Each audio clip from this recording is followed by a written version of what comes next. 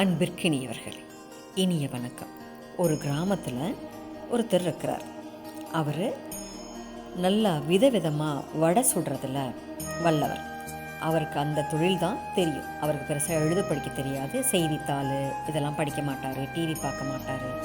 நாட்டில் என்ன நடக்குதுன்னு பெருசாக அவருக்கு எந்த விஷயமும் தெரியாது. எதுக்காகவும் அழட்டிக்கவும் மாட்டார். அவருடைய முழு கவனமும் அவருடைய வடை தொழிலில் மட்டும்தான் இருக்குது.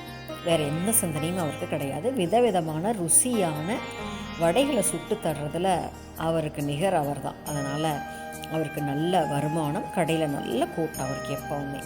அவருக்கு ஒரு மகன் இருக்கிறான். சென்னையில் மிக புகழ்பெற்ற ஒரு கல்லூரியில் எக்கனாமிக்ஸ் படிச்சுட்ருக்கிறான். அவன் இந்த ஃபேஸ்புக் ட்விட்டர்லலாம் ரொம்ப ஆக்டிவாக இருக்கிறவன். ஒரு நாள் ஊருக்கு வர்றான். வந்துட்டு அப்படியே தந்தையுடைய கடைக்கு போகிறான். அங்கே போனால் நிறைய விதவிதமான நிறைய கடைக்கு தேவையான மளிகை சாமான்கள் அவங்க அப்பா நிறைய வச்சுருக்கிறார். காய்கறி, எண்ணெய் வகைகள், இப்படின்னு ஏகப்பட்ட சரக்கு.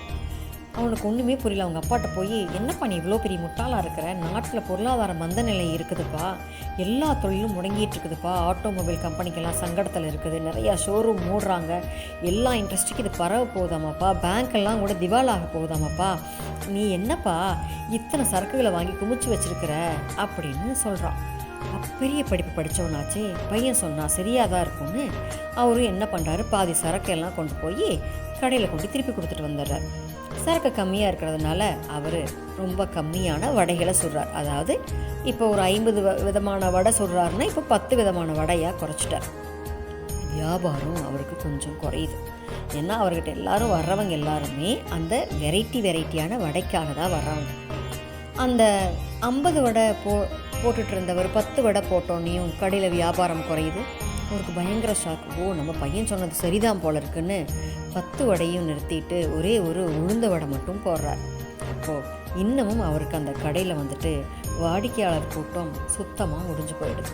அதனால் அவர் நாளை முதல் என் கடை விடுமுறை விடப்படுகிறது, கால வரையற்று மூடப்படுகிறதுன்னு ஒரு போர்டை வச்சு கடையை மூடிட்டார்.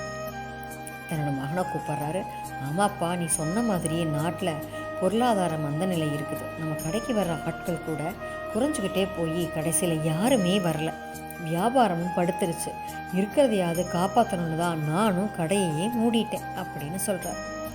தாம் படித்த எக்கனாமிக்ஸ் அறிவை கொண்டு தன்னுடைய தந்தையை காப்பாற்றியதாக அந்த மகனும் தனக்குத்தானே பெருமைப்பட்டுக்கிறான். ஆனால் நல்லா வியாபாரம் நடந்துக்கிட்டு இருந்த கடையை எதுக்காக அவர் மூடினார்னு மட்டும் அவருடைய வாடிக்கையாளர்களுக்கு கடைசி வரைக்கும் தெரியவே இல்லைங்க. அடடா, வடை போச்சே.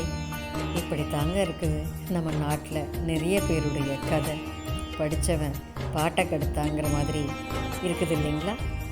சரிங்களா நான் சொல்கிறது? நாளை சந்திப்போம் தோழமையிலே. மகிழ்வுடன் விஸ்டம் மெட்ரிக் மேல்நிலைப்பள்ளி, செய்யாற்றி வென்றார்.